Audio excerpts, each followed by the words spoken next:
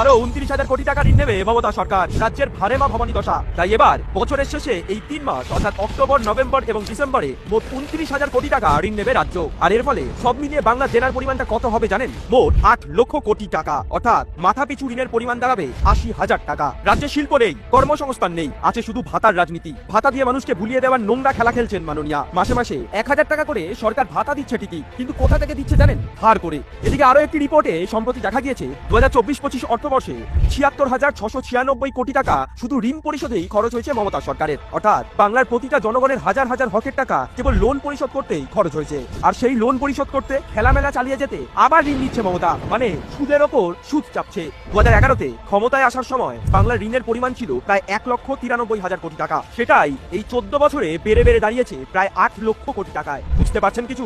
ঋণের দায়ে জর্জরিত বাংলা। এই জন্যই কি পরিবর্তন চেয়েছিলেন আপনি? একসময় অর্থনীতিতে সমৃদ্ধ বাংলার এই হাল হবে কখনো ভেবেছিলেন? বাংলায় শিল্প চাই, কর্মসংস্থান চাই, আর এর জন্য এই সরকারের পরিবর্তনই একমাত্র উপায়। বাংলাকে ঋণে ডুবিয়ে দেওয়া এই তৃণমূলকে এবার বিসর্জন দিন। 26-এর নির্বাচন তৃণমূলের হবে বিসর্জন।